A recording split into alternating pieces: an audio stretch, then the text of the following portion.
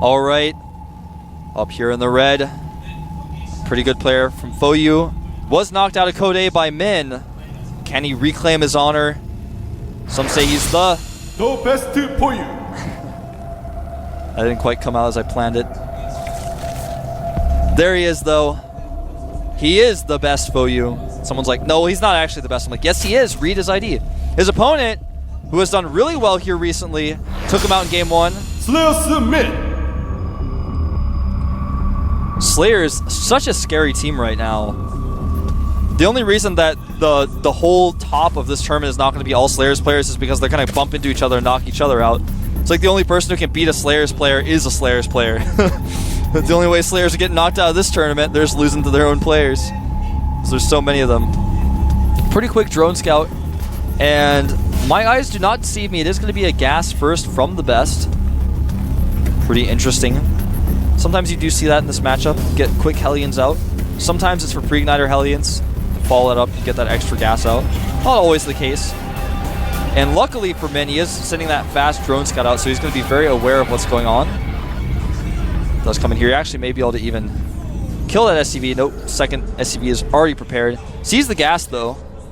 That's all I really wanted to know. Now he's going to be able to keep that SCV, or rather drone, alive in the base for so long with no Marine out to chase him. His health, of course, regenerates very quickly over time as well. And in reaction to this, Min is actually going to go for a hatchery first. He knows his opponent isn't 2-raxing him. He knows his opponent basically is not going to have any Marines out for a long time to pressure him. He knows basically I just got to get my hatchery up, get that creep spread out, and he's going to be teching, and I'll deal with whatever tech that may be. But I don't want to worry about that later. I want to get my economy up and going, and actually he's going to be trapped in there now. That drone will never escape. It would take a miracle to save that drone's life, but it is going to be a quick factory, obviously. Not like it's going to be some super fast stim or something. I mean, that could be possible, but didn't make a tech lab, so. Now the drone will die. The Marine comes out. Back at Min's base, he actually hasn't taken any of his gases just yet. And he saves the drone, despite what I said. Doing that extractor offensive gas, like I was talking about, he could have done last game, but decided not to. And it's really cool, and you may be thinking, well, what does he really gain from this? He's going to lose a few minerals from canceling it. Well, here's the thing. He cancels it and then remakes it and keeps it alive that way. And that not only keeps him from taking a second gas, but when he gets to that point where he just has to cancel it, he can come and scout and see what TheBest is doing. He doesn't know about the reactor just yet. He's going to want to cancel that drone, or cancel that extractor, send the drone over, and scout what his opponent's doing. And he may very well be able to do that. Not going to be easy, though. Oh, the Hellion does kill that drone. So he doesn't know the reactor's there. He can assume that. He's already preparing for that. He's got 2 spine crawlers up at his base. I think it's the most likely thing. You know, sometimes you see crazy builds off of the super fast gas, like 2-port Banshees, or sometimes you see cloak Banshees into just an expand and the normal play. But you know, very fast Banshees. But this time it is going to be Hellions, and he's already preparing for that. It's the most common way to follow it up, and he's totally prepared. He's got spine crawlers as natural. He's got the Queens blocking the ramp. Now, this isn't a lost cause for TheBest because he's going to have these Hellions out. You can control the map with them. The starport's going up. But I wonder how he's going to kind of transition. He may want to make a command center here pretty soon because he's got to realize he's not going to really do any economic damage with these Hellions. His opponent knows what he's doing. He's got the spine crawlers up. He's got his ramp blocked. How much damage can he really do? Not a whole lot. Queen does leave the ramp for just a minute to get some of that larva spawned out. Yeah, and it looks like that is what TheBest is going to do. He's going to switch, start making siege tanks and expand. Followed up with that siege expand. That's the normal follow-up to this build anyways, but he's going to have to do it a little bit faster and make a few less Hellions. Given what's going on, it's very difficult for him to do any real damage. And you can't, if you're not going to do damage with your attack, you have to expand pretty quick. Otherwise, you're going to fall very far behind. If you just try to do damage and then lose your Hellions, you're going to fall even further behind. So I like that he realized there's not really a lot I can do with my Hellions. He's not getting blue flame or anything like that. He's just going to stick with what he's got with those Hellions. Control the Zelnaga watchtowers with them. Actually, he brought a medevac. He may try to drop those into the main. I'd say that's a pretty sure bet. Otherwise, that medevac is kind of a funky rally. Of course, he's going to drop into the main. Now, back at the main, waiting for him, there is a spine crawler. Or actually, that's a spore crawler. Oh, he spots it. That's huge. Now he's going to be able to bring his queens over here. Should be able to defend this relatively easily. He actually canceled that Spore Crawler and made a Spine Crawler in the same spot. Trying to target down some of those drones. Does get a few. Uh-oh, the drones are lining up! Does not really get that many of them, though. Now his Hellions are cornered. He's going to have to lift. But smartly drops and is going to harass the natural. Got to be careful. Those queens have such long range against air. Doesn't get it. 6 hit points left on that dropship. Does escape. Zerglings are like, ugh. So frustrating. Alright, so back at home for the best. He's gotten 2 siege tanks out.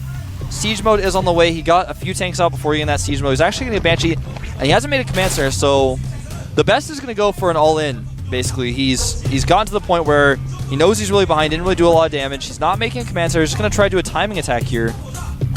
Now, it may turn out that he can kill the natural and then transition. Ooh, nice little almost counterattack there by Min. Almost worked out, but now his Zerglings are going to die to Hellions. And he's going to bring some of his SCVs. Remember, he kept those Hellions alive, so they're going to be quite useful here as well. If he can buffer the Zerglings, then use the siege tanks really well, he's going to be fine. And I think Min realizes what's happening now. He's making more Spine Crawlers at home. I'm not sure if he can hold this, though. He's going to lose a lot of Overlords. He's actually already supply blocked. If he loses both of these Overlords, he's going to be so far in the red that he's not going to make a unit for a really long time. And he needs to make units now because the best is knocking at his door. He's ringing his doorbell, but he's not selling Girl Scout cookies. He's bringing the hurt. Banshee not being controlled as well as she could have. Spore Crawler does go down. These Zerglings are going to try to flank. A lot of Banelings being made. He wants to buy enough time. Remember, if he holds this, the game will end. And obviously, conversely, if he doesn't hold it, the game will also end. So that Banshee trying to take out those Spine Crawlers. That's what that Banshee is for. Able to get out in the front lines, target down Spine Crawlers. That Spine Crawler will live to see another day. Try to control that Banshee a little bit better. Does pull the Banshee back. Now, these Spine Crawlers are starting to get pretty low, and once they get low enough so the Marines can just dart in and kill them, they're going to get really bad. And all of those Feelings were cleaned up. And I think that Slayer's Men is pretty dead. He's got a lot of Banelings, but when you've got that many siege tanks and a lot of Marines to support them, sometimes a lot of Banelings aren't enough. But here they come! Running in, and good splits by the best. Drones coming out as well. But it looks like he is just not going to have enough to hold this. He's losing so much. And that's going to be it. He just doesn't have enough. Going to lose this hatchery, albeit slowly. But he will lose the hatchery. Going to lose all of these Overlords as well. Right now it's 74 supply to 32 supply. The best not transitioning at all. He doesn't need to. He can end the game here. GG.